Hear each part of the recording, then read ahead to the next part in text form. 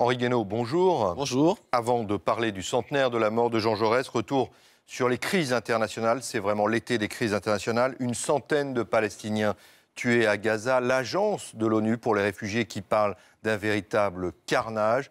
Que peut-on faire? Que faut-il faire? Si quelqu'un avait la solution pour mettre un terme au conflit israélo-palestinien, ça se saurait. Je pense que c'est une tragédie dont personne pour l'instant ne trouve l'issue, puisque deux peuples se disputent une même terre, un même territoire. La solution, on la connaît, c'est deux États-nations avec une, donc la France joue son capitale rôle. Jérusalem qui serait partagée. La France joue son rôle. Laurent Fabius a reçu notamment John Kerry la semaine dernière, a créé un mini-sommet. Deux États, c'est la position de François Hollande. Donc là, c'est la position de la France depuis très longtemps. Parce que la position de la France est constante. Il y a deux peuples, il leur faut deux États, si possible deux États-nations. Il faut que la sécurité de l'un et de l'autre soit assurée, que son indépendance soit garantie.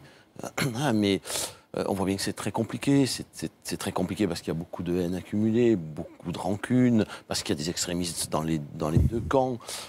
Et enfin parce qu'il y a aussi un système, il y a tous les bouleversements du monde arabe, et puis il y a un système électoral, proportionnel en Israël, qui rend les choses très compliquées, puisqu'elle donne un poids très grand aux partis extrêmes. Oui. Là, vous visez peut-être effectivement la prochaine introduction de la proportionnelle en France. On va y revenir toujours à l'international. C'est un cas qui mérite justement mérite une certaine réflexion, parce que cet exemple montre que, je ne sais pas si la proportionnelle est plus juste, mais elle crée des problèmes parfois très très graves.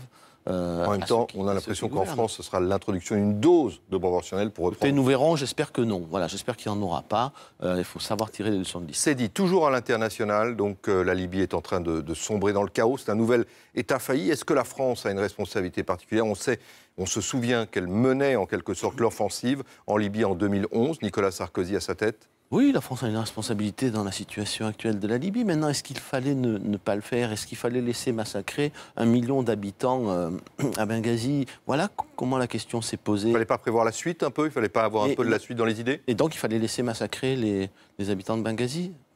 Voilà, vous savez, la politique se trouve toujours confrontée à des questions tragiques de ce genre. Israël et la Palestine, les droits des uns et les droits des autres. À Benghazi, allons-on laisser massacrer 1 million de personnes? La question s'est posée comme ça. Voulez-vous, oui ou non, laisser massacrer 1 million de personnes par M. Kadhafi et ses troupes? Voilà comment la question a été posée au président de la République. Donc à l'époque, il a répondu, la France a répondu en conscience. Tout ça a des conséquences, mais qui peut penser un instant que dans ce domaine, il y a des solutions tellement évidentes? C'est facile après coup, hein, mais quand vous êtes devant ce dilemme, voulez-vous, oui ou non, laisser massacrer 1 million de personnes? Que répondre? Dernière question sur l'international. La Russie, renforcement des sanctions, faire pression sur la Russie pour qu'enfin les enquêteurs puissent accéder au terrain. C'est une bonne, effectivement, démarche de la part de l'Europe? D'abord, ce qui se passe sur le terrain n'est pas directement dépendant des Russes. Hein, ça se passe en Ukraine et pas en Russie.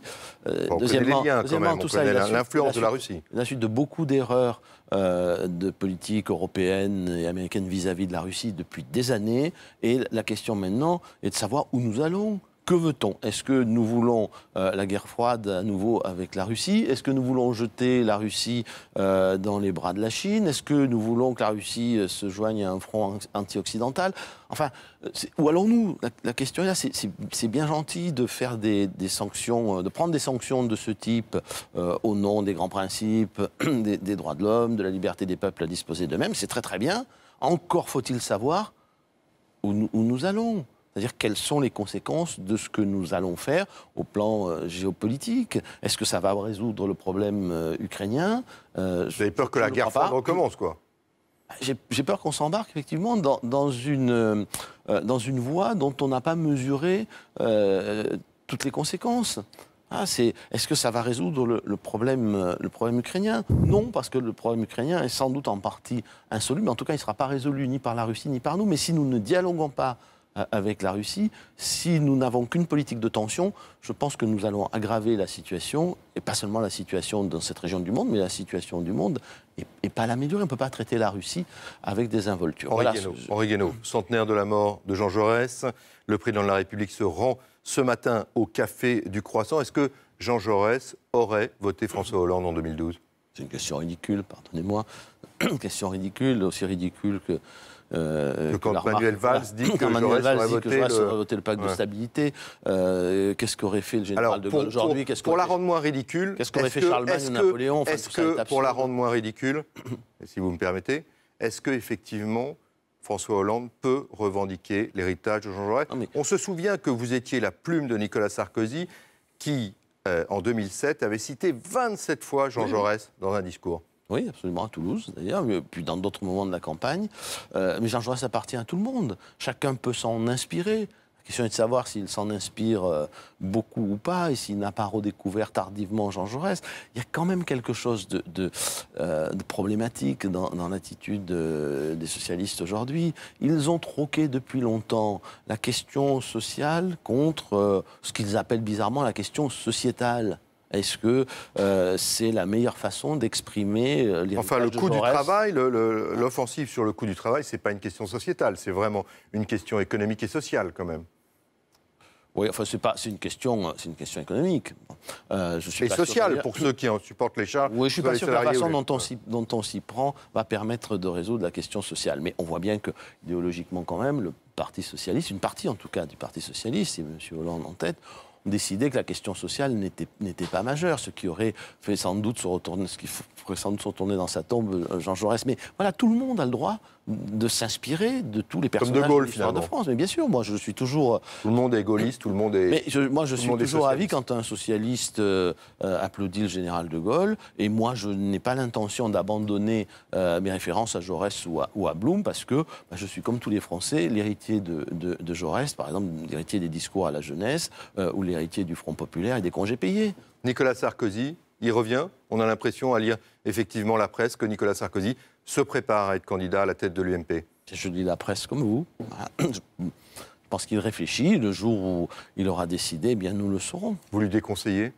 Mais moi, j'ai toujours dit que je n'étais pas enthousiaste à cette idée de le voir revenir, lui, ancien président de la République, dans le bourbier actuel de l'UMP. Maintenant, s'il décide d'y aller, peut-être qu'après tout, il pourra améliorer la situation de l'opposition. En tout cas, je le soutiendrai, bien entendu. Mais le vrai débat à l'UMP ne doit pas être occulté pour autant. C'est un débat sur les idées. Il va falloir quand même, que nous le voulions ou non, malgré toute la volonté de se rassembler, de s'unir, il va falloir trancher les questions de valeurs, de principes, d'idées. Je crois que plus personne ne sait aujourd'hui ce que l'UMP fait sur la scène politique française. Qu'est-ce que l'UMP défend comme idée de la société, comme idée de la France ? Vous en parlez à la rentrée ? C'est un sujet majeur, je reviendrai à la rentrée. C'est un sujet qui se pose aussi d'ailleurs au Parti socialiste. Merci Henri Guénaud. À votre remarque sur Jaurès, tout le monde a un problème de fond. Voilà. Il faut le régler. Merci messieurs.